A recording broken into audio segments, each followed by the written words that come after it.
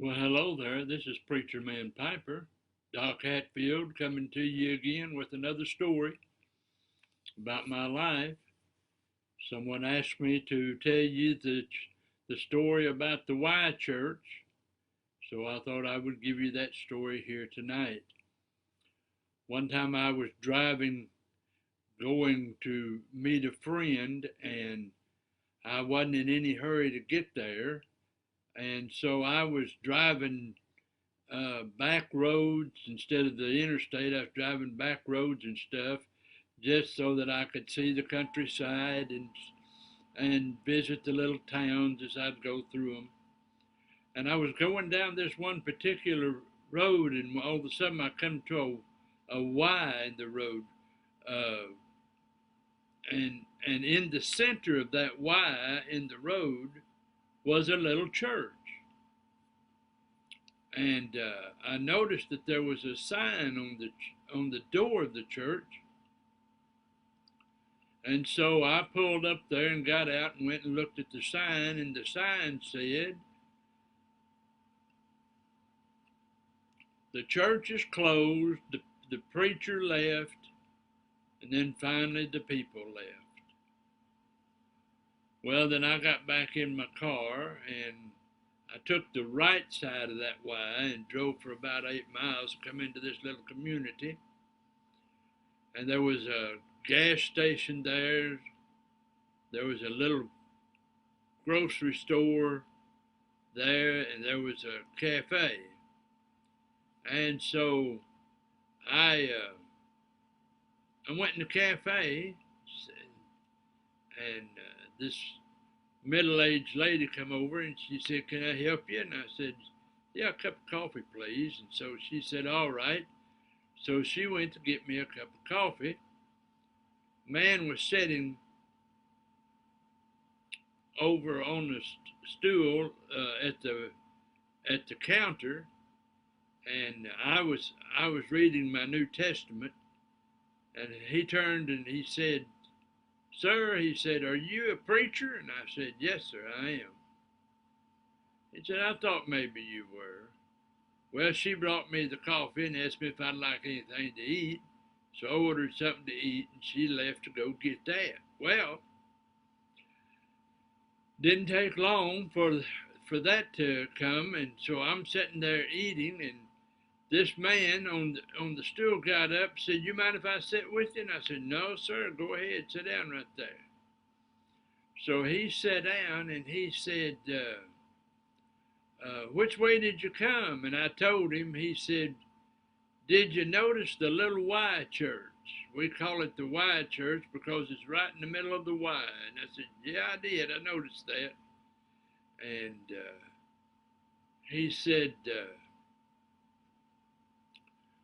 "Well," he said, "I just wondered if you'd noticed it." I said, "Yes, sir, I noticed it."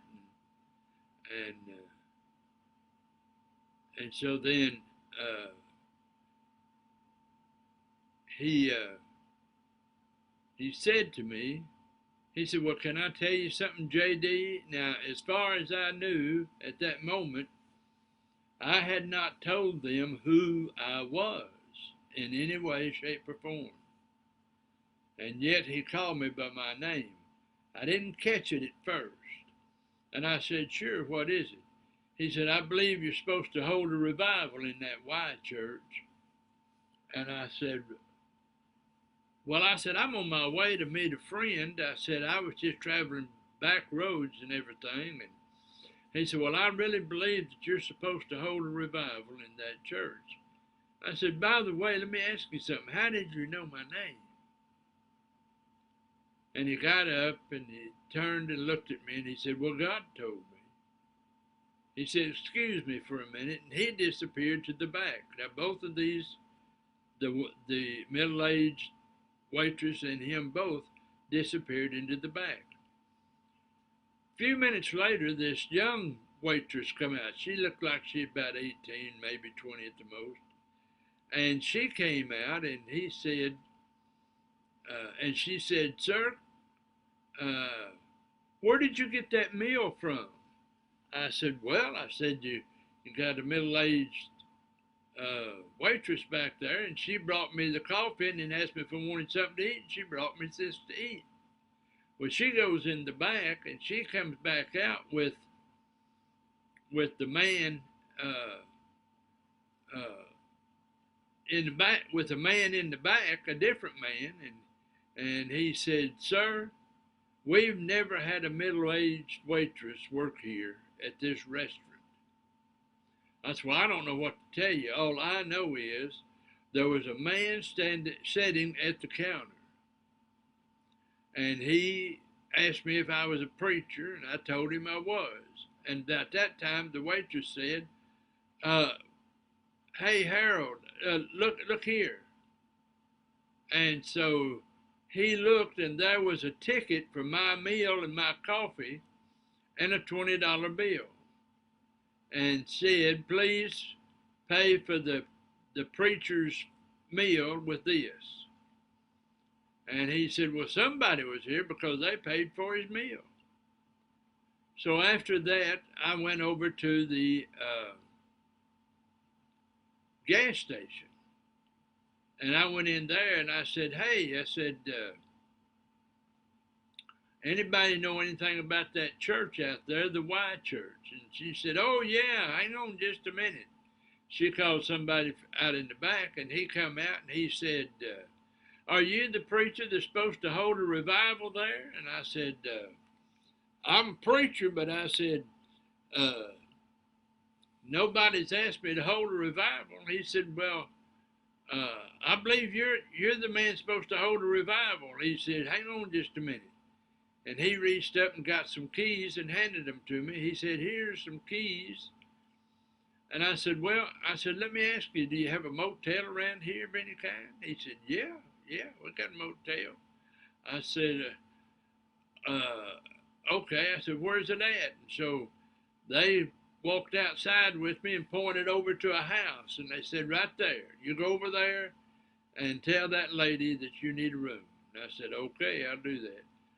So I went over there to see this lady, and so when I got there, I told her, I said I was looking for a room. She said, "Oh, your room is already made up and ready," and said, "It's paid for." So you don't have to worry about paying for your room as long as you're here, however long you're here.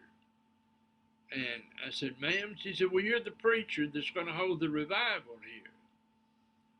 And I just looked at her. And so anyway, I ended up going up to that room, and I laid down on the bed there for a few minutes, and I had a word of prayer, and then I looked at my watch, and it was getting close to 3 p.m. So I thought, well, I'm just going to go out there and take a look in that church. So I went out there, took the keys, and went out there and opened up the church. When I walked in the church, it was sparkling clean. I mean, from one end of it to the other end of it. I walked up and I hit the keys on the piano, and the piano was in perfect pitch and in perfect tune. And I said, "Man, that's unusual if this thing's been closed up like this." And so I played a couple of pieces on the piano, and I got up to leave, and I just had an overwhelming urge to pray at the altar. So I got out at the altar and I began to pray. And I would pray for a little bit in one place, then I'd move down the altar a little bit and I'd pray some more. I did that till I was all the way to the end of the altar. And then I got up and I went around to the pulpit, and I knelt down behind the pulpit and I prayed behind the pulpit. And I went over and went to each of the windows on both sides of the church auditorium. And I prayed that anybody who would be looking in that needed Jesus would find Jesus. And so I looked and realized it was starting to get dark, and I looked at my watch and it was close to 9 o'clock. So I left and went back into town, and as I was walking in to go to my room, the lady said, "Oh, they're waiting for you. They've got your meal ready for you over there at the cafe." And so I went over there to the cafe and uh, I said, "I was told." They said, "Yes, sir. Yes, sir. You come right in and sit down." Said, "We've got your meal ready." Said, "Now all your meals will be free for as long as you're here." I said, "Well, okay, I appreciate that." And so I ate my meal and I went back and I went to my room and I finally went to sleep. Well, the next morning I got up, went over, and I had breakfast. And after breakfast, I drove back out there to the church and I prayed on my knees up and down the center aisle of the church and both aisles on the outside of the benches. And then I prayed all over the platform. I ended up going outside and I ended up praying outside. And I'd pray all the way around the building. I'd walk around the building just praying and praying and praying. God had given me an overwhelming burden that I had not ever really experienced before. And so, for 2 weeks, I would go out there every single day and I would pray all day long, walking around that building, walking around the property there that the church was on, walking up and down the aisles, praying on each one of the benches. And I did this for 2 weeks. And I drove into town and I told them at the gas station, I said, "Whoever needs to be told, you tell them that I'm going to start a revival Sunday night." And this was on Saturday. Well, I went out there Sunday afternoon, probably about 3 o'clock in the afternoon, and people were already showing up for the revival. This little building held between 150 and 200 people. And in no time did the building fill up. The windows were all raised and people were standing outside looking in the windows. And people were sitting in chairs and sitting out on the grass. And I had a little short song service and I began to preach. And I preached for a week and they begged me to stay for another week. I was having anywhere from 2 people saved a night to 20 people saved per night. And so I was holding this revival and this church was just blossoming. More and more people came all the time. And in the 3 weeks' time that I was there, we had over 340 people saved. We had one young man who surrendered to preach, and so after the revival, the last night of the revival, they all wanted me to stay until they got a pastor. Because I told them I was an evangelist, I was not a pastor. And so that's what happened. I started to stay, and I stayed for a couple of weeks.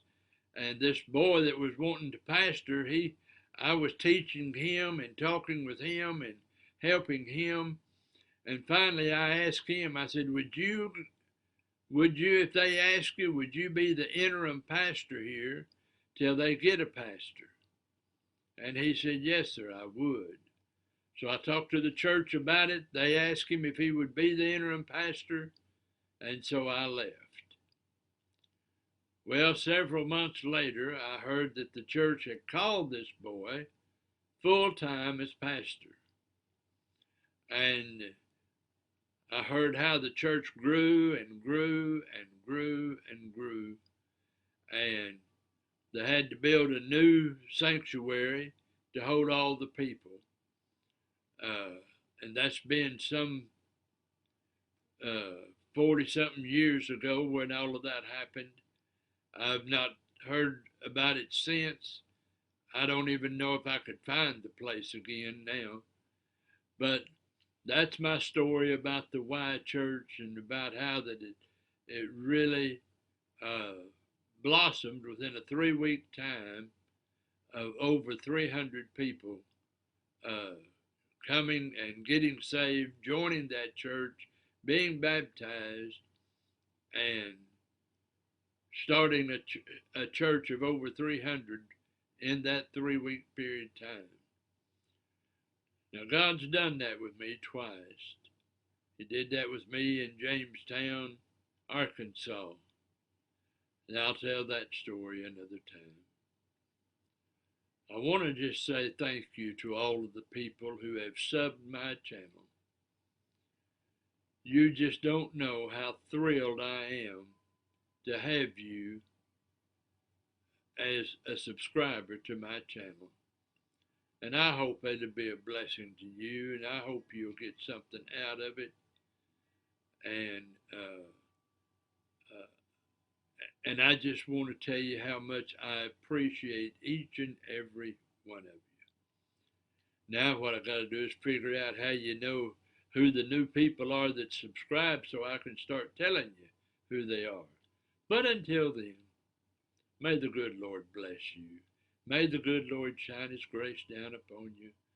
May the good Lord take care of every situation and supply every need in your life. And until we meet again, until I see you again, enjoy your favorite pipe with your favorite tobacco. And you, as my dear friend, the bearded Welchman says, you light 'em up, okay? And we'll see you next time. Bye-bye.